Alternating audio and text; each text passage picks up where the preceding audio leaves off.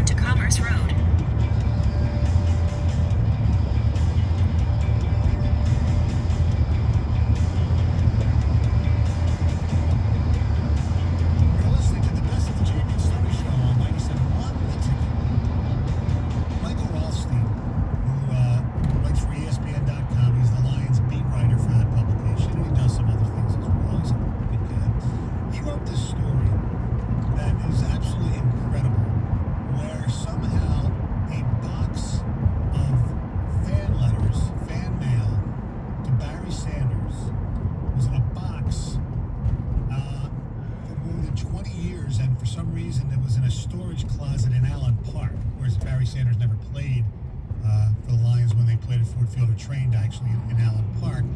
And one of the employees, Brandon Scott, was looking for a picture of another player in this closet. He found this box, and in it were about 150 fan letters to Barry Sanders. And somehow he got him to Michael Rothstein, and Barry talked to him about it. He opened up the letters and read them and answered them all. Some 20-some years later. Some of them are really cool. At the light, turn left onto Commerce Road. Some really good research. One of the letters is from Robert Saleh, the offensive coordinator of San Francisco 49ers, his cousin, Ahmed. He, talked about basically, I'm hoping to come back out of retirement. In 5.3 miles, turn left onto Orchard Lake Road. Kid who wanted to be a running back. He's now, in the Army. It's unbelievable, these stories. It's when you read these, you can see the innocence of kids. Jerome Bettis is playing. He's played for 15 years. Can you come back maybe for 3 or 5 years and play this a little bit longer? And I think they all want to know why he retired, because at the age of 8, 10, 12, right, you don't understand why people make some of the decisions they do. And hell, at 45, I don't understand why some people make the decisions they do. But this, when you see it coming from kids, it completely changes your perspective on what they're, and just what a pure fan is. Yeah, I mean, it's... Now, have you ever did you do it when you were a kid? I did. I never sent it to an individual, but do you remember an old publication, and I don't know if it's still out there, called the Football Digest? Yeah. It was almost like a TV guide size book, and I think it came out once a month. Maybe during the season it came out a little bit more, but every time we would walk into the bookstore, I would run and find the Football Digest and beg my parents to get it. And my dad didn't play football. We didn't have football in the family, but for whatever reason, I just was drawn to football, and it just intrigued me. And there was one that had like the addresses for the Detroit Lions headquarters, for the Chicago Bears. Right. And I wrote down, I remember this, I had taken a pad and I wrote down every single address, and then I wrote a letter to the team. And basically my question was, hey, I don't remember how old I was. I'm 10 or 11 years old. Could you tell me how to play football? How do I get to be a football player? And I never got anything back. And who knows if it ever reached anybody, if anybody ever read it, I don't know. And now that I was a football player and I've seen the amount of fan mail that comes in, and sometimes things are lost, they do the best they can to try and get all the letters to everybody. But that one was just an address to their headquarters. Somebody probably opened it up and they're like, yeah, we're too busy. I wonder if the internet has changed all that, where do people send emails instead of fan letters? I don't know. Here's Barry Sanders' response, which is pretty cool. July 1st of this year. First, I have to apologize it took so long for you to get a response to your letter. Yeah, like about 20-some years. In fairness, your letter had a long journey in reaching me. It was about a year ago that I was first made aware of a batch of fan mail that had been sent to me at the Silverdome in the early 2000s. The truth is that no one really knows how they were lost. But thanks to Mike Rothstein at ESPN, we learned how they were found. You can read about it in this article, which is enclosed. He was also extremely helpful in tracking everyone down so I could reunite old letters with fans. I feel terrible. Any Lion fan knows that we have a special relationship in Detroit, and it goes on and on and on. It says, in total, we found 248 letters sent to the Silverdome between 2004 and 2010, and the mail was diverse. Requests from kids, requests from adults who wanted to have a signed item, requests from collectors, charities, golf tournament invitations, and so many other great stories.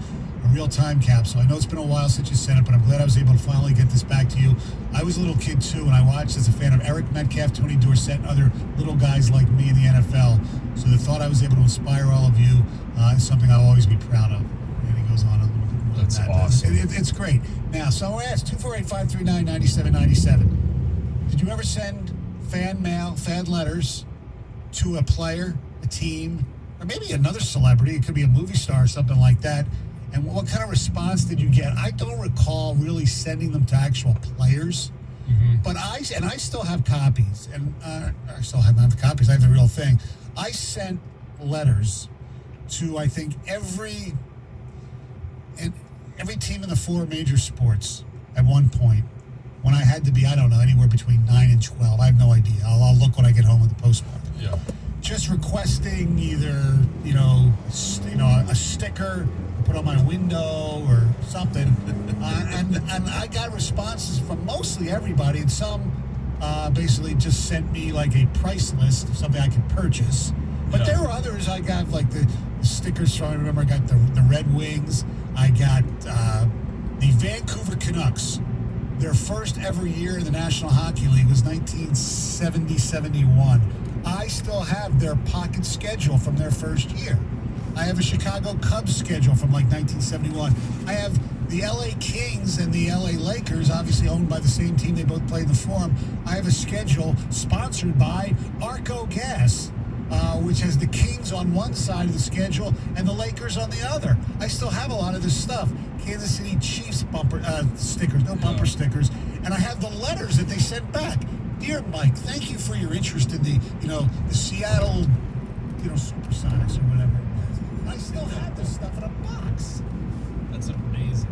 And I can't believe that we would be the only ones. There's got to be some great stories out there of kids writing letters. I would love to hear as many of those as we can. I have one that I did send to a broadcaster. His name is Andy Musser. Who was at one point, he did stuff for some other teams, a little national stuff. But when I was a kid, he was the Sixers play-by-play guy.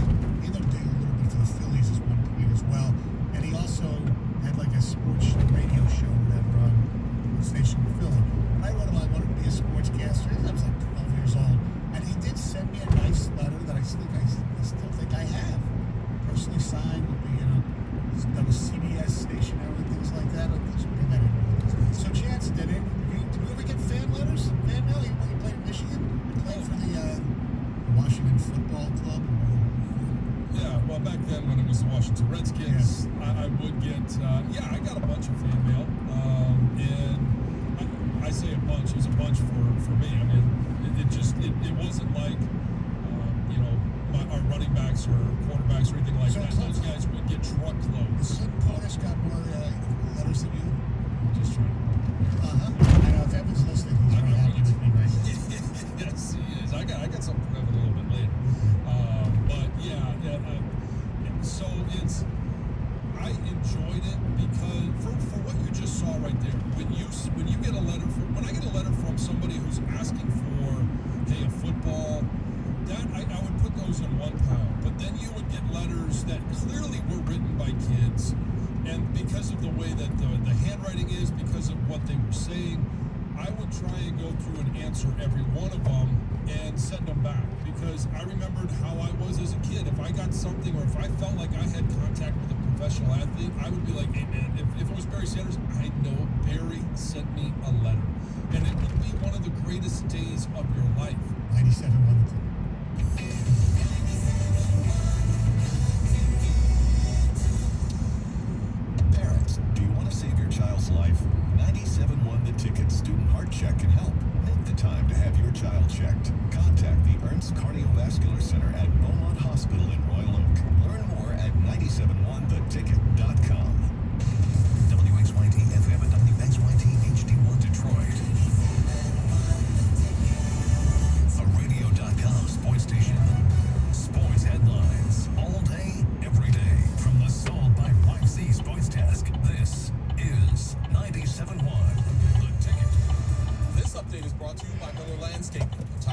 their sixth in a row as they fall to the White Sox 7-2 in last night's opener of that midweek series in Chicago. Despite striking out a season-high 9 hitters, Matthew Boyd would take the loss after he surrenders 3 home runs in just 4 innings of work. There's a lot of progress. I'm not going to sit up here and, be all sunshine and rainbows and we lost 7-2 today. And I gave up 3 runs, right?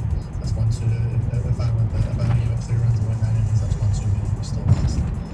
But there's a lot of progress. In all, the White Sox would slam a season-best 6 home runs off Tiger pitching in Monday's victory.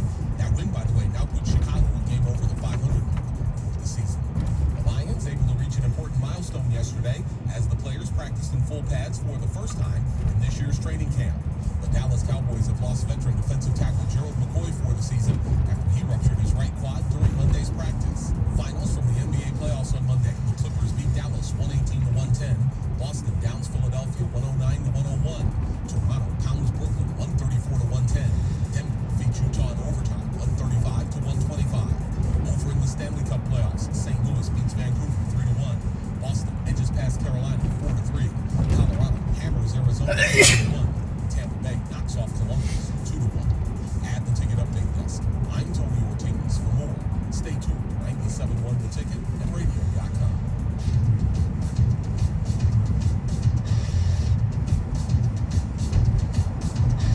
Good morning. It is 4 minutes past the hour of 6 o'clock. The morning show. On vacation this week. Greg Hargrave running the show. Ladies and gentlemen, today and Thursday, the one, the only, John James. What's up, John? Good morning. How are you? I am good. Gosh, what a great weekend. Tough weekend for the Tigers. My flag. I planted it last week, and the flagpole has broken. The edges have been a little bit frayed, so I'm looking for a new flag. Well, it's kind of interesting. I'm glad you brought that up because last week, when the Tigers were 9-5, you thought, hey, 38 games. Yeah, why not? Something like that. I had no idea that was going to be their last win. Yeah, they have not won since. I'm the jinx. You are. It's the John Jansen jinx, ladies and gentlemen.